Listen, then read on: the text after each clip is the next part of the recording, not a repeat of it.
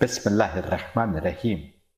हिंदुओं में आज जो प्रचारक हैं, धर्म के ज्ञानी हैं, उनमें आचार्य प्रशांत उन लोगों में से हैं जिनको सबसे ज्यादा इज्जत की नजर से देखा जाता है। अब तक मैंने उनके कुछ वीडियोस देखे थे जिनमें वो बहुत ही रीजनेबल बातें करते दिखाई दिए थे। उन वीडियोस को देखकर मेरा जो पहला इंप्रेशन बना था वो ये कि आचार्य प्रशांत उन चुनिंदा धर्म के ज्ञानियों में से हैं जो बातों को अक्ल की कसौटी पर समझने और समझाने की कोशिश करते हैं। उनके बहुत सारे फॉलोअर्स हैं, जबकि मेरे लेक्चर्स को सुनने वाले इतने कम हैं कि उंगलियों पर गिने जा सकते। इन थोड़े से मेरे फॉलोअर्स में कुछ ऐसे भी हैं जो मेरे लिए कहते हैं कि आप आचार्य प्रशांत जैसी बातें करते हैं। इसलिए मेरे लिए और जरूरी हो जाता था कि मैं सुनूं कि आचार्य प्रशांत क्या बातें करते हैं। सवाल यह है कि आचार्य प्रशांत और रणवीर अलाहाबादिया का पोस्टमार्टम बनाने की जरूरत मुझे क्यों हुई? क्यों मुझे आचार्य प्रशांत के विचारों पर टिप्पणी करनी पड़ रही है, जबकि मैं मानता हूं कि आज भारत में धर्म के ज्ञानियों में, अक्ल की बात करने वालों में सबसे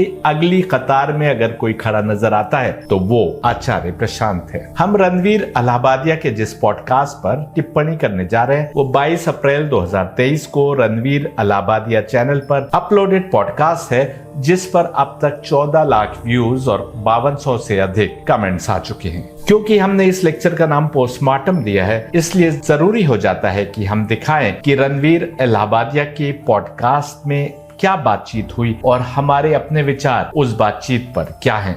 बहुत लोग मिलते हैं ना हैप्पी की हालत बहुत खराब है, कर्मकांड के देवी देवता हैं, पूजा नहीं करते, जैसे कि इंद्र भगवान। मैं आचार्य प्रशांत और रणवीर अलाहाबादिया से तमाम रिस्पेक्ट के साथ कहना चाहूंगा कि परमात्मा ने हमको सारे क्रिएशन में सबसे तेज दिमाग यानी मस्तिष्क दिया है। जागते हुए दिमाग की पहचान ये है कि वो सोचे, और यदि मेरी सोच और आपकी सोच में अंतर है तो इसलिए कि हम सोच रहे हैं, दिमाग का प्रयोग कर रहे हैं और हम रोबोट्स के समान नहीं है। उस तेज दिमाग को यदि हम उपयोग कर रहे हैं तो जाहिरी नतीजा यही होगा कि मुमकिन है कि हमारी आपकी सोच अलग राहों पर चल रही हो। यदि सब एक ही समान सोचने लगते तो हम में और रोबोट में या हम में फरिश्तों में क्या अंतर होता? इसलिए यदि हम इंसान हैं तो हमें विभिन्न विचारों का, भले ही वो कितने ही भिन्न क्यों ना हो, आदर करना चाहिए। मुझे उम्मीद है कि यदि मैं आचार्य प्रशांत से भिन्न अपने किसी विचार को सामने रखने की कोशिश में थोड़ा क्रिटिकल हो जाऊं तो आचार्य प्रशांत मुझे माफ कर देंगे। मेरे लिए ये दोनों बहुत रेस्पेक्टेबल हैं, विशेष रूप से आचार्य प्रशांत जो बंद खिड़कियों को खोलने की कोशिश कर रहे हैं। यदि वो कुछ हकीकतें स्वयं नहीं समझ पाए तो इसलिए कि सत्य मार्ग से दूरियां इतनी बढ़ गई हैं कि अब उसकी समझ आसान नहीं है। ये समझ उसी को मिलेगी जो आत्मिक उत्थान यानी रूहानी तरक्की के मार्ग पर अपनी आत्मा यानी रूह को लगाए हो और सच्चे दिल से हक और हकीकत को समझने की कोशिश में लगा हो। पॉडकास्ट के टीजर में आचार्य प्रशांत कहते नजर आते हैं, दो चीजें हैं हमारे भीतर, एक बेचैनी, दूसरी इग्नोरेंस। बेचैनी और अज्ञान। तो हम बेचैन हैं और हम नहीं जानते कि हम क्यों बेचैन हैं, क्योंकि हम इग्नोरेंट भी हैं। हम सिर्फ बेचैन नहीं हैं, हम बेचैन और इग्नोरेंट दोनों हैं। इग्नोरेंस कई बार तो इतनी बढ़ जाती है कि हम ये भी नहीं जानते कि हम बेचैन हैं। दो चीजें हैं हमारे भीतर, एक बेचैनी और दूसरी इग्नोरेंस। बेचैनी और अज्ञान। तो हम बेचैन हैं और हम नहीं जानते कि हम क्यों बेचैन हैं, क्यों हम इग्नोरेंट भी हैं। सिर्फ बेचैन नहीं है, हम बेचैन और इग्नोरेंट दोनों हैं। इग्नोरेंस कई बार तो इतनी बढ़ जाती है कि हम ये भी नहीं जानते कि हम बेचैन हैं। सवाल यह है कि बेचैन कौन है, हमारी जिस्म या हमारी आत्मा? जाहिर है आप कहेंगे कि आत्मा। आत्मा बेचैन है, जिस्म तो केवल वो बर्तन है जिसको आत्मा इस्तेमाल करती है। दूसरे शब्दों में आत्मा का ऑफिस है जिस्म। जिस प्रकार यदि ऑफिस में लाइट ना हो, साफ सफाई ना हो तो काम नहीं हो सकता, उसी प्रकार जिस्म को साफ सुथरा रखना भी जरूरी है और जिस्म को खाना, पानी आदि देना भी जरूरी है ताकि आत्मा को अपने सस्टेनेंस के लिए एनर्जी मिलती रहे। खाना पानी जिस्म को मिलता है लेकिन एनर्जी आत्मा को मिलती है, और यदि वही व्यक्ति खाना पानी छोड़ दे तो आत्मा जिस्म छोड़कर निकल जाती है। आचार्य प्रशांत सही कहते हैं कि आत्मा बेचैन है और उसकी वजह इग्नोरेंस बताते हैं, अज्ञानता बताते हैं और कहते हैं नहीं जानते कि हम क्यों बेचैन हैं। आचार्य प्रशांत प्यास को तो पहचानते हैं, समस्या की तो बात करते हैं, लेकिन उन्हें स्वयं नहीं पता कि समस्या का समाधान कहाँ है। किस मार्ग पर चलेंगे तो आत्मा की प्यास बुझाने के लिए पानी मिलेगा। इग्नोरेंस की बातें कर रहे हैं लेकिन इग्नोरेंस से निकलने का हल कहाँ मिलेगा ये उन्हें नहीं पता। याद रखिए, आत्मा परमात्मा का अंश है। परमात्मा से निकलकर आत्मा दुनिया में आई किसी मकसद के लिए उस मकसद को समझे बिना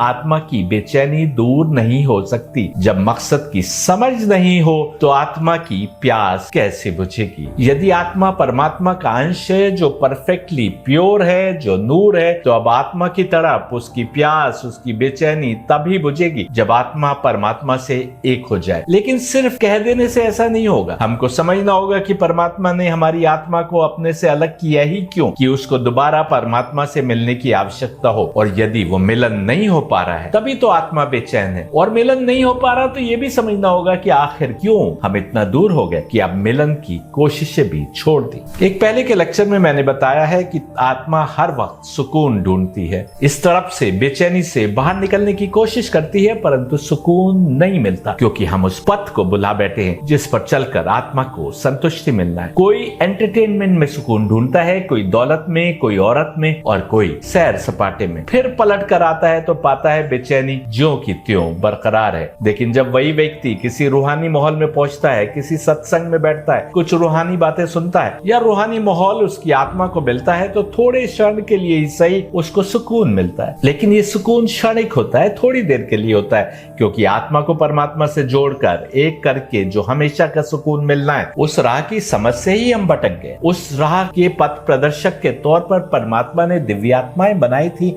जो रस्सी के समान थी, जो कि एक और इंसान के बीच मानव शरीर में आकर उसका मार्गदर्शन करने में लगी थी, और दूसरी ओर परमात्मा से जुड़ी थी, उसका ही हिस्सा थी। उस रस्सी को पकड़े बिना आत्मा का परमात्मा तक पहुंचना मुमकिन नहीं था। और जब हमने उस रस्सी की समझ ही भुला दी, उसका वो हिस्सा हाथ से छोड़ दिया जिसके सहारे हमें ऊपर पहुंचना था, तो अब अंधेरे में इधर उधर सुकून और चैन की तलाश में भले ही भटकते रहे, लेकिन पहले तो उस रस्सी की पहचान करना होगी और फिर उसको पकड़कर आगे बढ़ना होगा। अफसोस कि आचार्य प्रशांत जैसा ज्ञानी भी नहीं पहचान पाया वो मार्ग जो उसकी आत्मा को परमात्मा तक पहुंचा सकता था। आगे हम बताएंगे कि हम क्यों ऐसा कह रहे हैं। वेदों ने बताया था वो मार्ग, फिर उपनिषदों ने बताया, इंसान भटका तो गीता ने एक बार फिर बताया, लेकिन उस मार्ग की समझ से आज का इंसान इतना दूर आ गया है कि मार्ग के पच्चिन ही मिट गए हैं। ऐसे में सुकून क्यों कर मिल सकेगा? गीता कहती है 2:52 में, when a man acquires a clear understanding, he does not follow others blindly, but judges things for himself to determine what is best for him। आचार्य प्रशांत और रणवीर इलाहाबादिया का पॉडकास्ट आगे क्या बात कर रहा है सुनिए।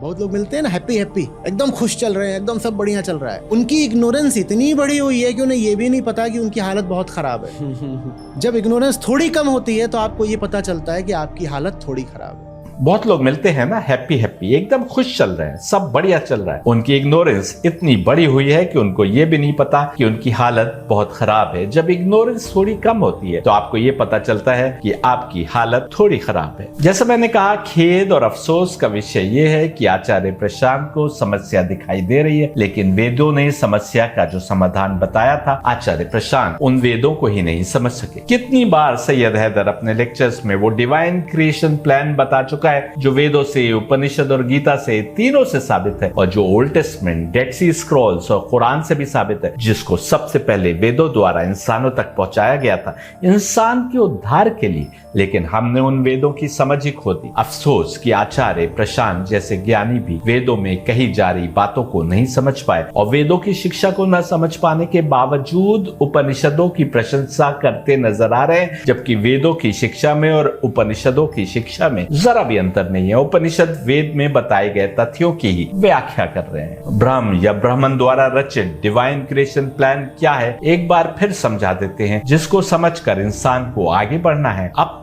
अगले सफर की तरफ, मोक्ष की ओर, सेल्वेशन की ओर, निजात की ओर बढ़ने का मार्ग उसे चुनना है। मानो परमात्मा द्वारा एक रस्सी लटकाई गई है जिसको अपनी अकल से इंसान को पहचानना है, समझना है, और फिर उस रस्सी के माध्यम से परमात्मा तक पहुंचना है, जहां हमेशा हमेशा के लिए चैन और सुकून है। यही अमर होने की स्टेज है जिस तक हम सब पहुंच सकते हैं यदि हम उस सच्चे, सीधे और सनातन मार्ग को पहचान लें जो सबसे पहले वेदों ने दिया था। लेकिन उस मार्ग की पहचान न बना पाने के कारण आचार्य प्रशांत वेदों को आउटडेटेड और वेदों में बताए गए देवताओं को ऑब्सोलीट बताने की गलती करते हैं। सुनिए, ब्रह्म यानी ब्राह्मण का डिवाइन क्रिएशन प्लान जो तमाम इंसानियत के लिए बेहतरी का इकलौता मार्ग है, जिस पर चलकर हमारा उद्धार है और जिससे से भटककर हमारे लिए बस गुमराही और जिल्लत है। कुछ नहीं था और बस एक निराकार ताकत थी जो सर्वशक्तिमान थी, एब्सोल्यूट, सर्वव्यापी थी, यानी ओमनी प्रेजेंट, सर्वज्ञ थी, यानी ऑल नोइंग। इसको आज हम महेश या ब्रह्म या ब्रह्मन के नाम से याद करते हैं। उसने चाहा कि क्रिएशन प्रोसेस आगे बढ़े तो अपनी असीम ताकत के नमूने के तौर पर एक साकार ताकत क्रिएट हुई, जो निराकार का पहला क्रिएशन होने के कारण तमाम ताकत अपने अंदर समाये था। बृहदारण्यक उपनिषद के अनुसार कुछ नहीं था, बस पानी था, और ये साकार ताकत थी जिसको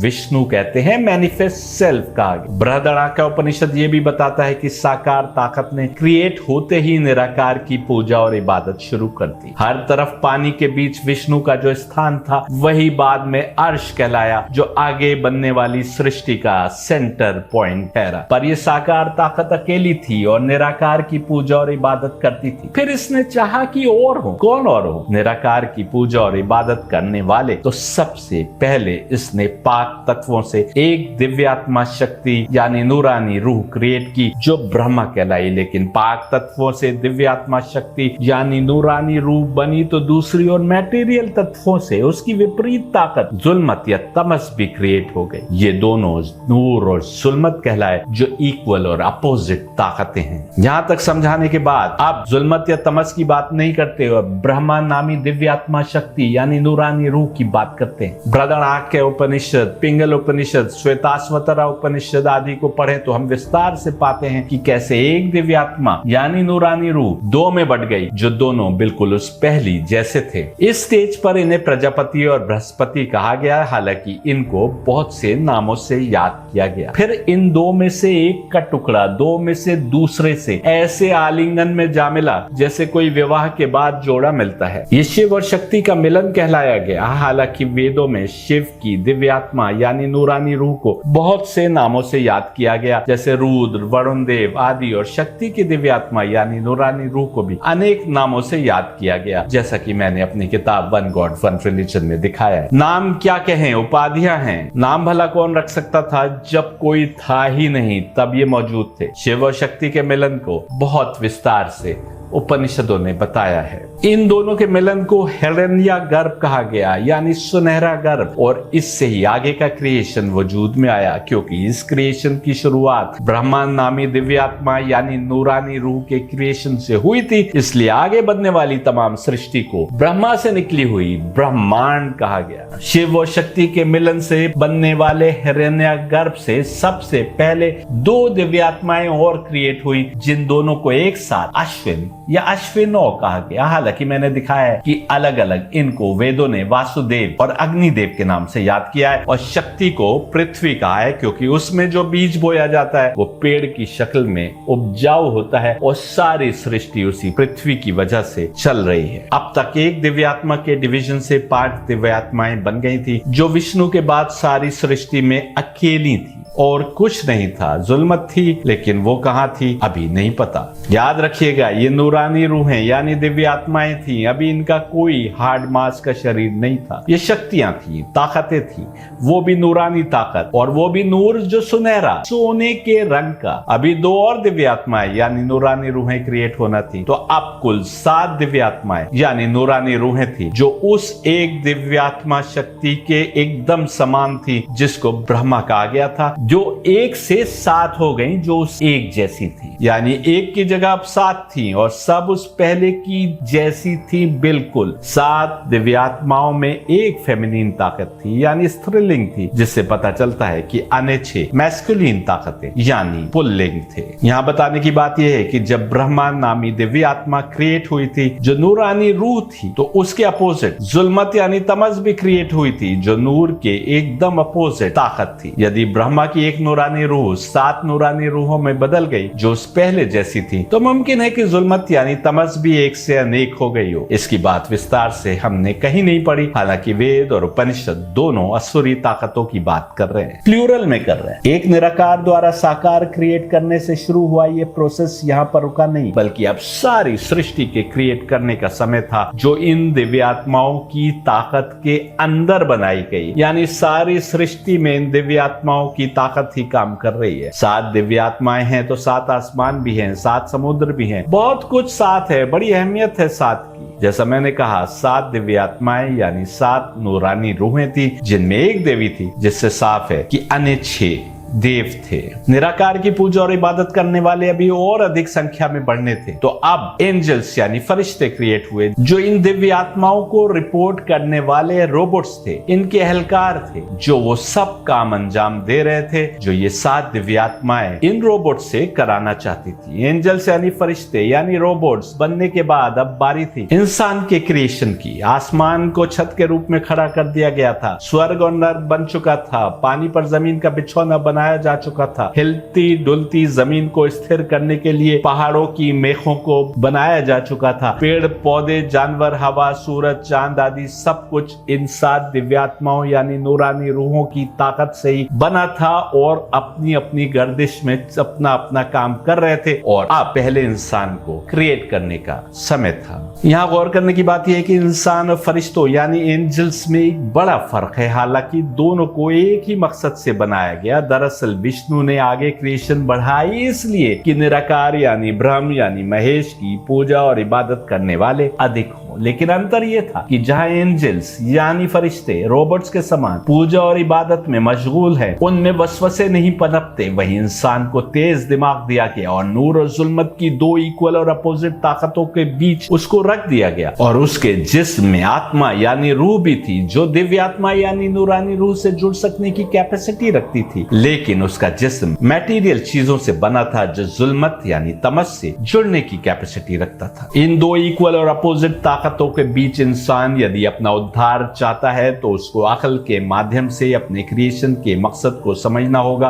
और अपनी आत्मा यानी रूह को नूरानी रूह यानी दिव्य आत्मा से जोड़ना होगा, ताकि इनके माध्यम से वो परमात्मा से जुड़ सके, जो उसकी आत्मा का बेस है, और आत्मा को पाक करते हुए और रखते हुए उससे वापस जुड़ जाना ही इंसान की उत्पत्ति का उद्देश्य है। अकल से इस बात को पहचान कर आत्मा को परमात्मा से जोड़ लेना ही अकलमंदी है। इसको ही गीता ने विजडम कहा। यही मोक्ष यानी सेल्वेशन यानी निजात की मंजिल है। पहले इंसान आदम के वंश को आदमी कहा गया, मनु की औलाद को मनुष्य कहा गया, जमीन को आदम के ही आशियाने के तौर पर बसाया गया। आदम जमीन पर आए तो 7 दिव्य आत्माएं यानी नूरानी रूहें यानी लाइटेड स्पिरिट्स भी जमीन पर आ गई, और साथ में आई जुल्मत यानी तमस। मैनिफेस्ट सेल्फ यानी विष्णु ने जब दिव्य आत्मा शक्ति क्रिएट की थी, तब उसकी इक्वल और अपोजिट ताकत जुल्मत यानी तमस बनी थी। अब इंसान बना तो दोनों ताकतें इंसान को अपनी ओर खींच लेने के लिए उसके साथ जमीन पर आ गई। दिव्य आत्माएं यदि हिदायत का काम करती हैं, इनकी ताकत के अंदर सारी सृष्टि है, तो इनके कारण ही पानी बरसता है, जमीन से अनाज और फल उगते हैं, सूरज अपनी रोशनी बिखेरता है और चांद अपनी चांदनी, पानी पर किश्तियां तैरती हैं, मौत जिंदगी और किस्मत के फैसले होते हैं, और इंसान को इनके मार्ग को ही समझना है और अपनाना है। जबकि जुल्मत का काम इन दिव्य आत्मा शक्तियों की समझ को गुम करके इंसान को दुनिया के वसवसों में खींच लेना है। जैसा हमने कहा कि इंसान को हिदायत देकर निराकार ब्रह्म यानी महेश की पूजा और इबादत की ओर लाने में 7 दिव्य आत्माएं लगी हैं, तो जुल्मत उस मार्ग की समझ गुम करने में लगी है। नूरानी रूहों के तार हमारे अंदर भी मौजूद है, जहां वो हिदायत कर सकती हैं, लेकिन जुल्मत के तार भी हमारे अंदर पहुंचते। समय समय पर ऐसे कुछ आम इंसान सामने आते हैं